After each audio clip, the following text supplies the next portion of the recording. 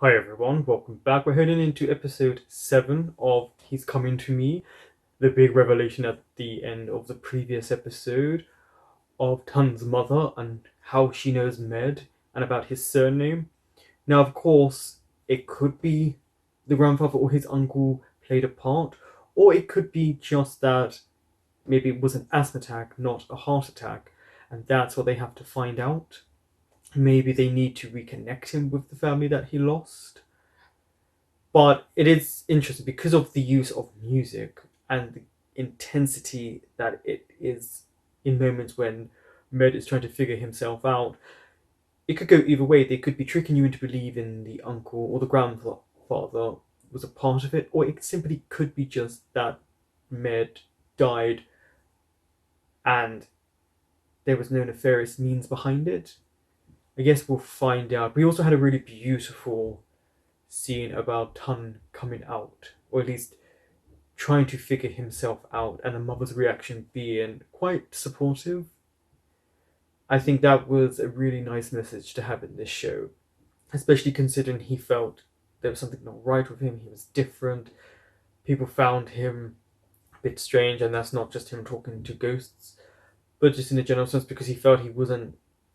doing what other boys his age were doing. Don't forget to like, comment, subscribe, and share. ร้านข้าวอะไรเนี่ยทำไมมันไกลจังอีกนี้ก็ถึงบ้านแม่แล้วนะบอกตอนไหนว่าจะพามากินข้าว Where are you? อ้าว Oh, right. บอกให้แต่งตัวสวยๆแล้วตกลงจะไปไหนเนี่ย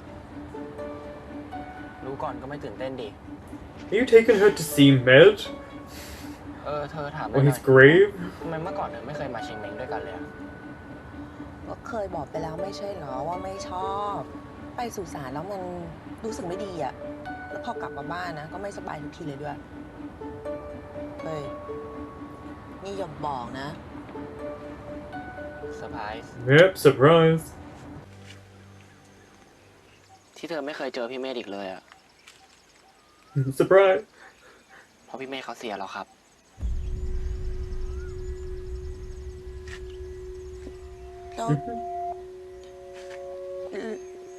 แล้วแล้วนี่คือ Yeah. แล้วท่านไปรู้จักพี่เมธได้ยังไง Well, see, the thing is, Mom, I'm in love with your ex. ว่าท่านเห็นอะไรบางอย่างแปลกๆอะตอนนั้นท่านมาเชียงเม้งกับป๊า And saw Med. แล้วท่านก็รู้จักพี่เมธครั้งแรกที่นี่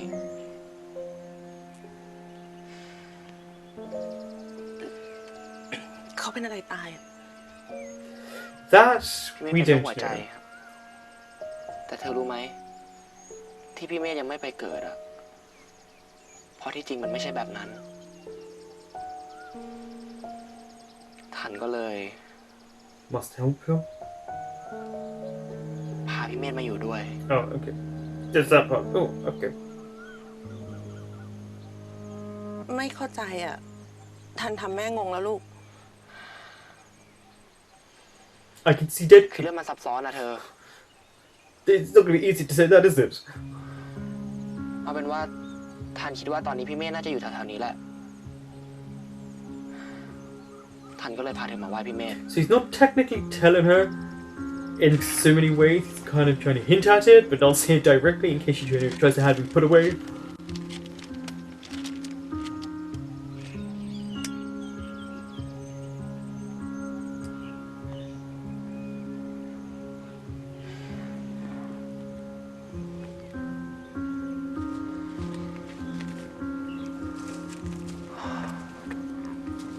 Just to know that his family never came to see him. I mean, there's no name on there we can see.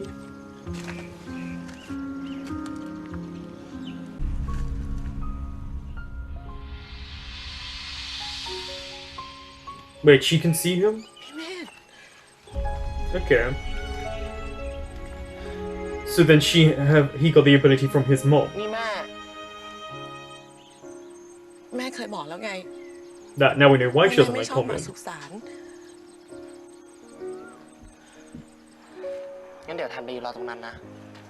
He's like, oh, so you can see them too.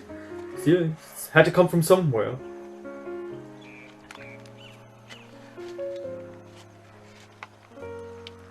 ขวัญเสียใจด้วยนะคะ ขวัญไม่รู้เรื่องเลยอะ Which makes it really sad. พี่ไม่อยู่แล้ว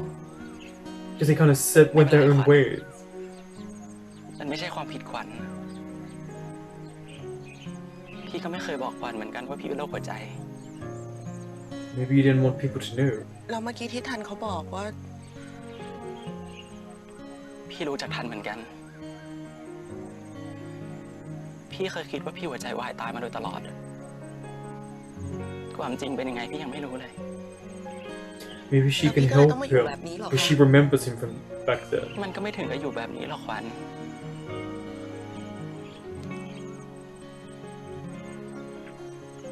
ทันพาพี่ไปอยู่ด้วย ทันทำไมไม่บอกแม่ Well, อย่าโกรธทันเลยขวัญ yeah, I don't know how he was ทัน supposed พ to ยายา tell ม you. สืบความจริงว่าพี่เป็นใคร เกิดอะไรขึ้นกับพี่อยู่ เราญาติพี่น้องล่ะคะ ครอบครัวล่ะคะเขา ไม่มีใครเคยกลับมาที่นี่หลาย10 ปีแล้วขวัญ It's like even she didn't know him by the looks of it. No one knew him. Maybe it was just so private. ขวัญมาเองค่ะ เดี๋ยวขวัญจะมาหาพี่เอง ขอบคุณนะขวัญ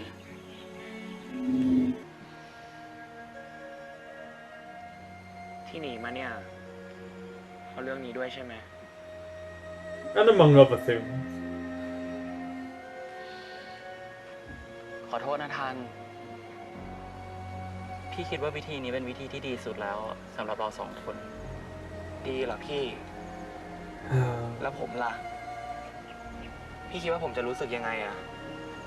True. But I think he was in too much shock. And also, พี่ทำใจไม่ได้หรอกนะทัน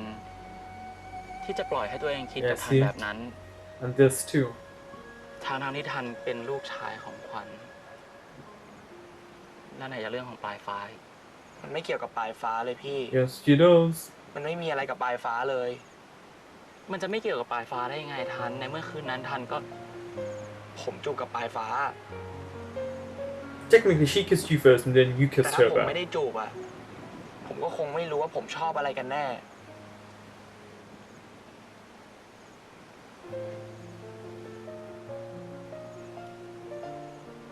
ทันแน่ใจใช่ไหมอะคงไม่ใช่เพราะพี่หรอกนะที่ทำให้ทันเป็นแบบเนี้ย With, พี่ก็มีส่วนนะ no. With Profile, the little baby at the beginning, แต่จริงๆ Was that her? พี่เลยแหละ พี่รู้ป่ะ I'm gay for you. ว่าสิ่งที่ยากที่สุดนอกจากการยอมรับตัวเองอะคือแม่กับเพื่อน แล้วผมก็ผ่านมันมาได้ Yeah, the แล้ว repeated coming out that you have to do for a lot of your life. ตอนนี้ผมไม่เหลืออะไรต้องแข่งอีกแล้วนอกจากพี่นะ แล้วปลายฟ้าทัน ผมกับปลายฟ้าเคลียร์กันแล้วพี่แต่พี่นี่แหละที่ยังไม่เคลียร์ That's true. Everyone was actually really calm about it. พี่เมธครับ พี่รู้สึกยังไงกับผมกันแน่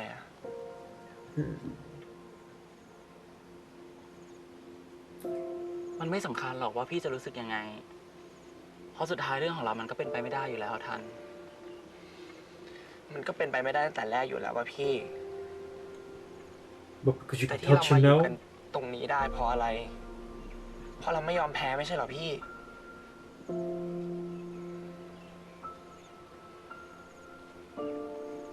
พี่กลับไปอยู่กับผมอีกครั้งนะ you do still need to figure out what พี่ไม่ happened อยากจะ to ฝืน you. อีกแล้วอะพี่ไม่อยากจะฝืนอยู่ในที่ที่พี่ไม่ควรอยู่ เพราะพี่เองก็เป็นวิญญาณ ส่วนทันก็เป็นคน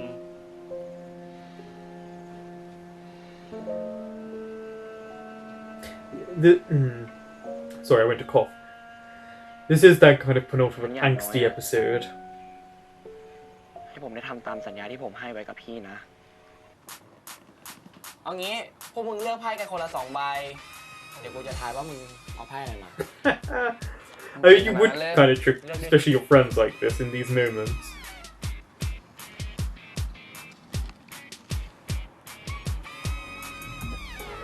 ไปนะ ของมึงควีนโพแดง10โพดำควีนโพแดง10โพดำแน่ใจเปล่า And see how it's basketball again? Something that he's actually passionate about? โอ้เตะเลยว่ะส่วนของมึงอ่ะ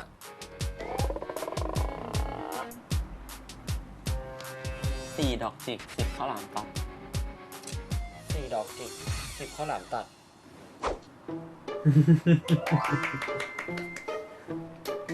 บ้าไปแล้วนี่มึงเล่นของจริงเหรอเนี่ย No, he's using ให้ meth. ฟังวันนั้นแล้วปะอะไรวะมันเลี้ยงผีไว้ตัวหนึ่งชื่อพี่เมธ A pet ghost. ตอนนี้เขาอยู่ในห้องนี้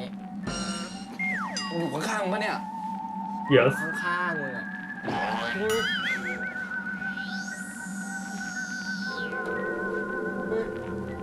ไหนวะโอ้ยแต่ถ้ามึงยังไม่เชื่อนะ Is he gonna make him float it in the air?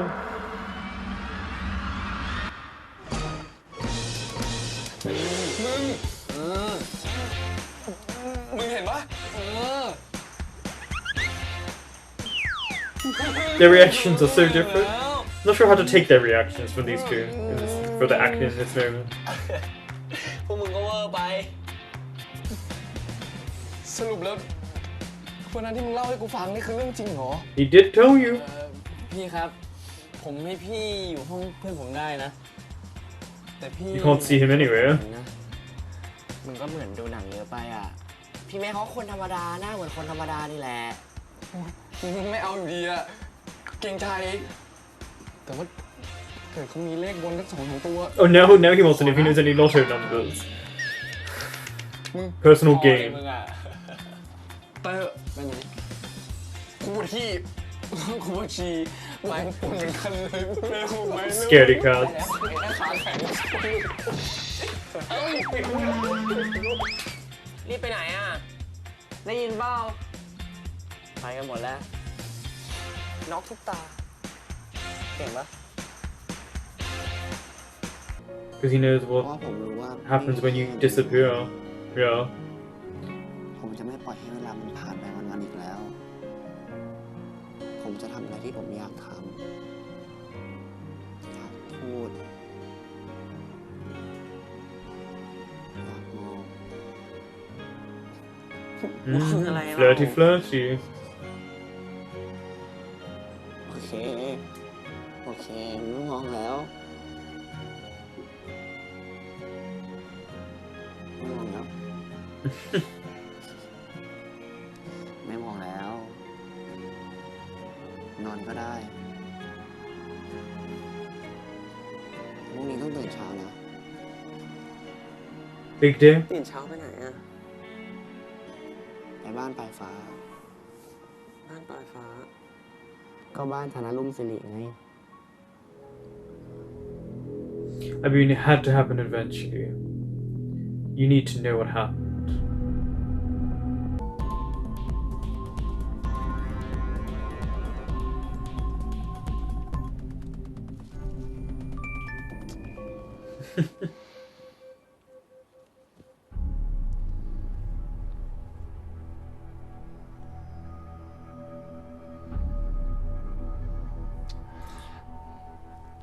You can go upstairs and talk to her.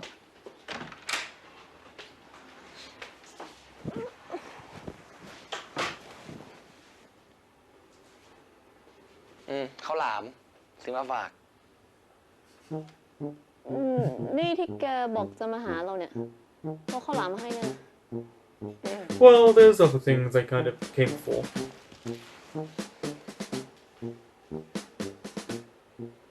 เข้าพอยต์มาเลยดีกว่า At least she's คนอย่างแก to เนี่ย it. ไม่เคยซื้อของฝากใครอยู่แล้วแล้วนี่ For จู่ you ๆข้าว guys, หลาม maybe มาให้ not. เรา For Mert, he does. ต้องการอะไรพูด มองเราในแง่ดีหน่อยได้ปะ She just เรา knows ก็อยาก you. มาหาไง ทำไมเปลี่ยนใจเหรอ ช้าไปไหมเธอ Oh, he's not changed his คน heart. เราจริงๆใช่ปะหึ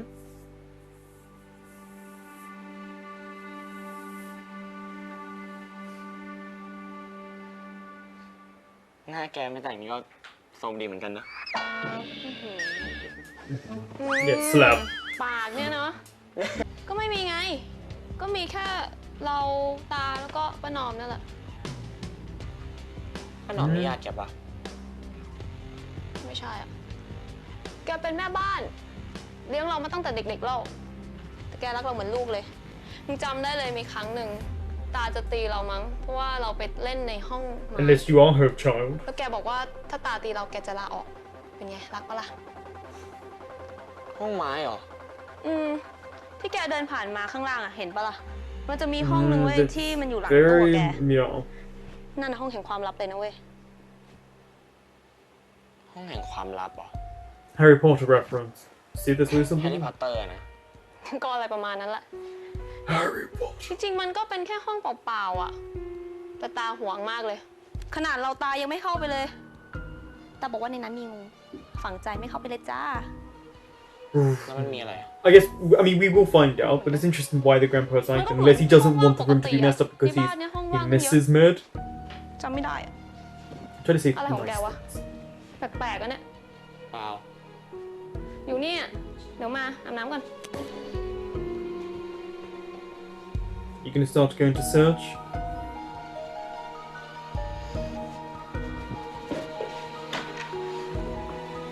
I wonder, I imagine he's going to get caught or something. ทำอะไรอยู่จ๊ะ อ๋อ เปล่าครับ ผมจะหาห้องน้ำอะครับ Right, behind the cabinet. อยู่ตรงนู้นนะ โอเคครับ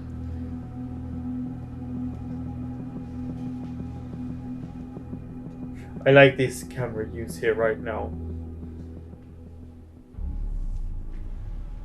That moment would look like it was a handheld camera.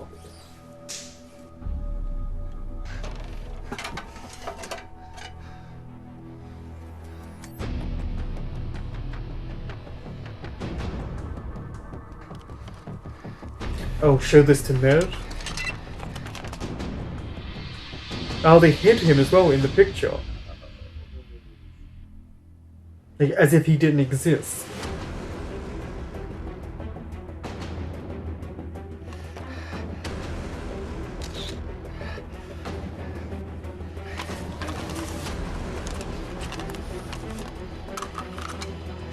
You gotta feel, I don't, because we don't know the last episode, I don't. You've gotta feel really bad for Med though. หาอะไรอยู่คะ อ๋อ เปล่าครับ เราไม่ไปห้องน้ำแล้วเหรอ เรียบร้อยแล้วครับ ป้า บ้านใหญ่ขนาดนี้นี่ทำความสะอาดเหนื่อยแย่เลยนะครับ ผมกลับก่อนนะครับ Yeah, just be as suspicious as you can be. พี่ มีอะไรให้ดูอะ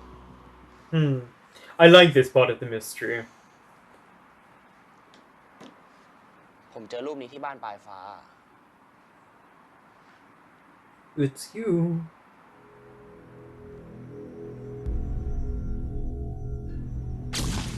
Here we go.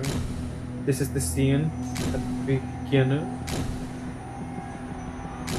When he died. พี่อยู่ที่นี่จริงๆด้วยอ่ะ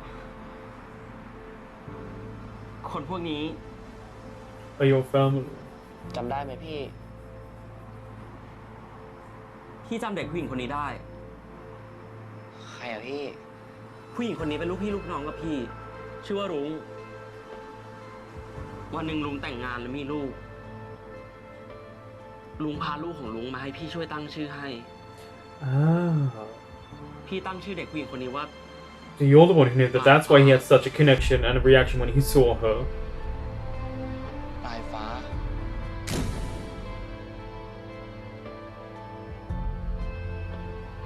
พี่เป็นลุงของปลายฟ้า See, I said uncle. มีหน้าทำไมตอนเจอครั้งแรกถึงได้รู้สึกแปลก Unless they พี่ just เป็นลุง didn't เลยเหรอ want her to know that he died when she was a ๆ baby. เอา I ไงดี didn't ทัน know. There could be a general, just that they miss him. They ทางเดียว didn't. ที่เราจะรู้คำตอบได้อะ They didn't want เรา anyone. ต้องกลับไป I ที่ don't บ้าน know. ปลายฟ้าอีกครั้ง I don't know. เราใกล้จะรู้ความจริงแล้วนะพี่ Hmm. พี่ดีใจไหม Not really, because it means he might have to say goodbye to you. He might have to be reborn. He doesn't want to leave your side. And plus, he might not want to know what actually happened. ทันคิดอะไรอยู่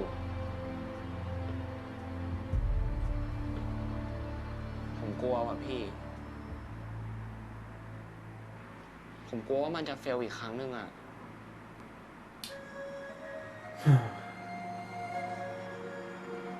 ผมกลัวว่าผมจะทำให้พี่ผิดหวังอีก So you want reassurance. He wants to know that he can do สัญญาไม่ something. ได้อะ I mean, you've done a เรา lot ต้ for องมี Med. ความหวังดีทัน ไม่มีใครหมดหวังได้มากเท่าพี่อีกแล้วอะขนาดพี่ยังไม่กลัวเลย พี่รู้ว่าทันพยายามสุดแล้ว แต่เราต้องสู้ไปด้วยกันดิ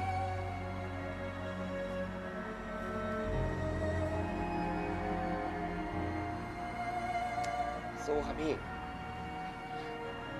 ตราบเท่าที่เรายังมีแรง It will be quite interesting what they find out, though. Because, I mean, why was his picture completely closed off?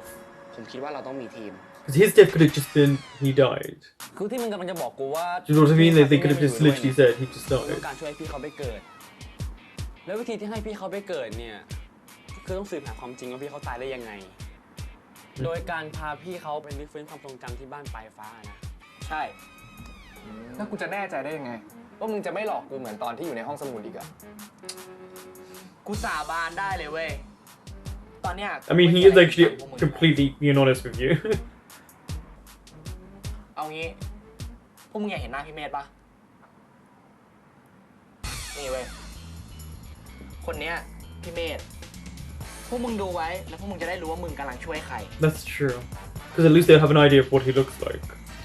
ส่วนคนเนี้ยปลายฟ้า เชี่ยน่ารัก Oh, now he finds it cute. ใช่เวลาเปล่า คนเนี้ยคุณตา พวกมึงยังจำกันได้ใช่ไหม ที่เหลือเนี่ยก็เป็นพวกญาติๆพวกนี้ก็ตายกันหมดแล้ว All of them? They're all dead? กูเจอรูปเนี้ยมันถูกพับอยู่ในกรอบรูปอะเหมือน What the hell happened to this family? Just knock each other off one by one? เชื่อก็เชื่อวะ ให้ช่วยไงว่ามา เดี๋ยวกูกับไอ้เขียวเข้มอะจะพาพี่เมธเขาไปที่บ้านปลายฟ้า อ้าวสองคนมาทำอะไรกัน ผมลืมหนังสือประมวลไว้ที่ห้องปลายฟ้าครับ ต้องใช้สอบด้วยสำคัญมากเลยครับ เดี๋ยวผมขอเข้าไปหานะครับ เดี๋ยว Yeah, that's ตอน not นี้มัน gonna ปิดเทอม work. อยู่ไม่ใช่เหรอวะ ว่ะงั้นเอาใหม่ Also, she's gonna be อ้าว suspicious สอง of คน you. มาทำอะไรกัน วันนั้นผมน่าจะทำสร้อยหล่นไปที่ห้องปลายฟ้าครับ สร้อยนั้นสำคัญมากเลยนะครับ เป็นของแม่ครับ ใช่ครับ เดี๋ยวต้องเอาไปคืนคุณแม่ด้วยครับ เดี๋ยวผมขออนุญาตเข้าไปหานะครับ ตามมา Suspicious, but a good excuse. เอ้าแล้วกูอ่ะ มึงก็พาปลาไปนอกบ้าน Yeah. มันต้องเป็นกู ไอ้ Could you เชียปิ้น love หรือ her? มึงจะสลับกับกูฮะ ไม่ ที่ไหนมีปลายฟ้า ที่นั่นมีกูครับ ดี เพราะฉะนั้นหน้าที่ของมึงอะคือพาปลายฟ้าไปนอกบ้าน และถ่วงเวลาให้นานที่สุด บอกว่าไงแก ออกมาหาหน่อยได้เปล่าอ่ะ พอดีว่าเรามีเรื่องอยากจะคุยด้วยอ่ะ แล้วถ้าปายปฏิเสธกูอ่ะ กูยิ่งโกหกไม่เก่งเหมือนมึงด้วย ศาสตร์ But then tell her you like her. เอางี้ มึงบอกปลายว่ามึงไม่สบาย ไม่สบายหนักๆเลย แกเป็นอะไรปะเนี่ย เราปวดท้องอ่ะ พาเราไปโรงพยาบาลหน่อยดี โอ้ยไม่ไหวแล้วไป ก็ได้ และทีเนี้ย You need to go to hospital for every little thing in these แล้วเดี๋ยว shows. กูอะจะคอยส่งนายบอก I mean, I broke my foot and didn't go the first time. เฟนเนี่ย ให้ ส จู บา เลี ย ย มาก ไหวปะเนี่ยแก โอ้ยหนักเลยอ่ะ แล้วไอ้ทันไก่เข้มไปไหนอะ Just me and you. ไอทันกลับบ้านแล้ว ส่วนไอ้เข้มก็ลงไปซื้อของอ่ะ You could have just said they were busy. อืม แล้วนี่แกปวดแบบไหนอะ ก็มัน Pain of love ปวดหลายแบบอะมันสลับกันไปสลับกันมาบายเราจะเป็นอะไรมากไหมอะเราไม่เคยเป็นอะไรแบบนี้มาก่อนเลยอะ He's not doing too bad of a job. เราก็ไม่ This รู้ is really intense music in this moment. It's like I don't think งั้น it's เอาบัตร needed ประ in ชาช this นมาเดี๋ยวเราไป moment. ยื่นให้รอเนี่ย โอ้ย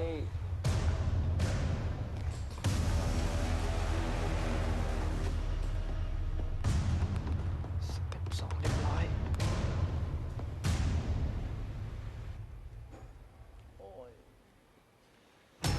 I like how she's also suspicious and turns around.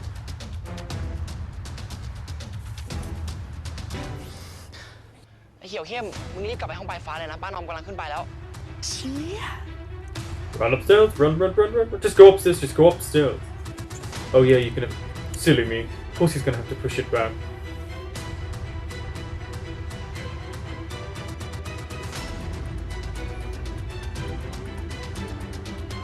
All the fingerprints on that cabinet.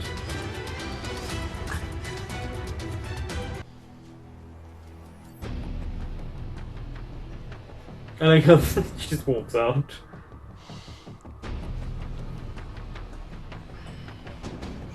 หมอว่าไงบ้างอะ คงโรคกระเพาะมั้ง เนี่ย ก็หัดกินข้าวให้มันตรงเวลาหน่อยดิ จ้า Sorry. เป็นไงอาการดีขึ้นหรือยัง ยังปวดอยู่นิดหน่อยอ่ะ กินยาดิ กินยาI mean, he's not the worst Lyle. เฮ้ยไม่เป็นไร เรากินเองได้ งั้น เดี๋ยวเราไปเอาน้ำมาให้ But she's too smart to be fooled, yeah.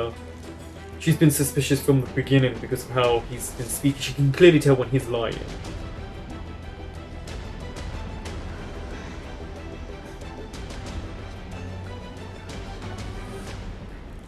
Ui.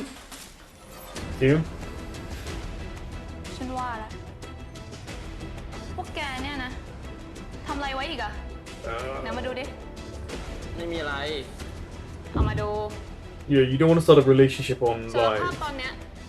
ยังลดหย่อนโทษให้ได้นะ ว่าไง เอามาดู บอกให้เอามา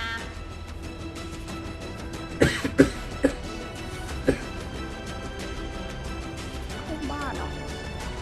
นี่มาอะไรวะ อะไรเนี่ย พวกแกวางแผนเข้าบ้านฉันเหรอ Kind of, yeah. เราแค่ช่วยมันเฉยๆอ่ะ เข้าไปก่อนเลย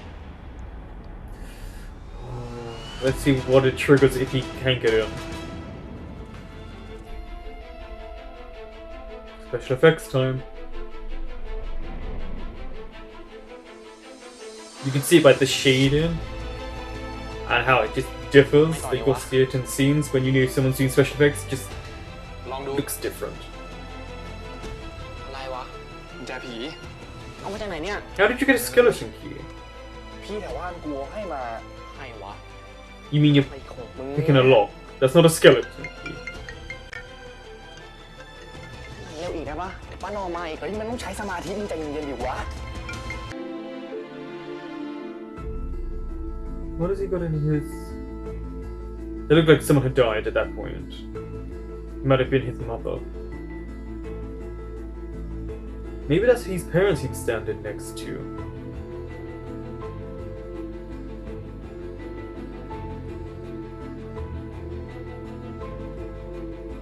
Okay, this is interesting. Well, not too many facts, just kind of his everyday life in this room. This is the moment.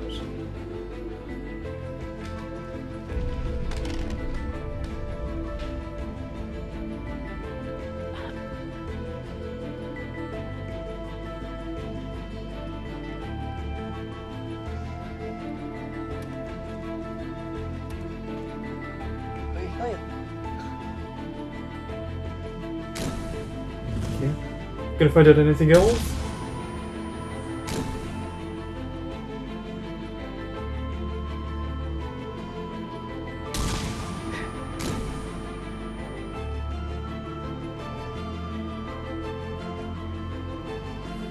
The little twitch, that's actually quite nice. It might have not been intentional, but พี่เมธพี่เมธพี่เมธ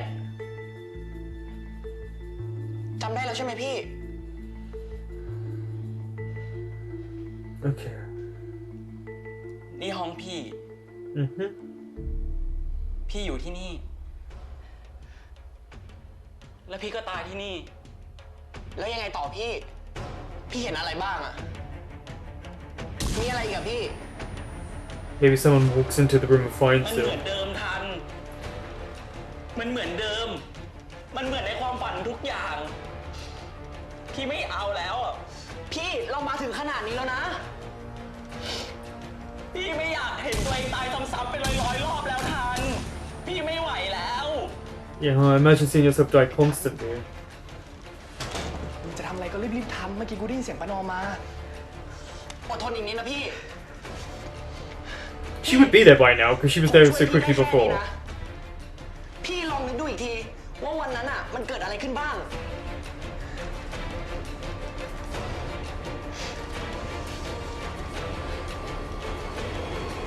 Intense music, here we go.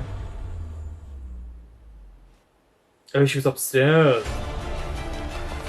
Of course she would be, why do you think she'd be anywhere else?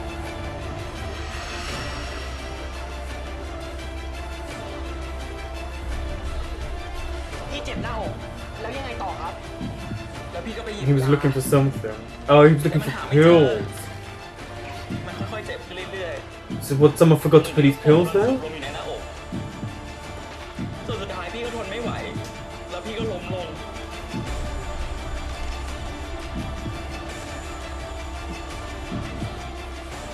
ไม่ใช่อะมันไม่ใช่แบบเนี้ย มัน Yeah. ต้องมีอะไรมากกว่านี้ดิวะ What was the last thing he truly saw? ใช่ See? The door แล้ว opened. พี่ก็เห็น The grandfather. This episode was full of what ifs and questions and mystery. This definitely was the angst episode, but in a different form of angst. And I like that the mom can also see ghosts. And now we know where where Tan gets his abilities from, but also that she could say goodbye to Med. Because I don't think he will be there. It feels like he will be reborn, he'll find out. Of course, I don't know what happened to Med, but the mystery behind it, so he couldn't find his pills, and then it looked like the grandfather walked into the room, because that was a man that walked into the room. If they try and make it look like it was the Nom, then that's not going to work, because you could see it was a man. But I wonder if he tried to help and he couldn't save Med, it was too late. Maybe he was going to get the pills, and because they ran out, I don't know. What was interesting is, why did they hide him in the picture? And why doesn't Pi know about him? And maybe that was his parents he was next to in the picture? I don't know, but they weren't cut out of the picture, so there's a lot going on. And so it's a bit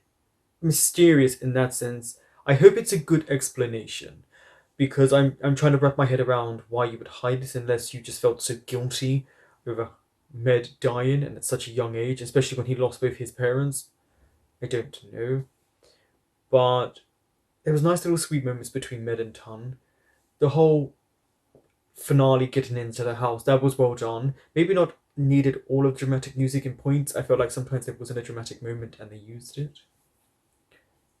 But I'm looking forward to what is going to happen. I'm looking forward to how they end this story, because there's things swirling around in my head. And of course, a lot of what I say is rhetorical and it's just me guessing as we go along. But I don't know, because it could truly and genuinely not be that big of an issue. They could have just felt so guilty of how he died and letting his parents down that he was just ashamed. It could be something like that. I don't know if it's anything deeper. I guess we'll find out, because they did make it feel more sinister. If it isn't anything sinister, then okay, let's see how I feel about that in that moment. Until then, I'm looking forward to the next episode. Thank you for watching.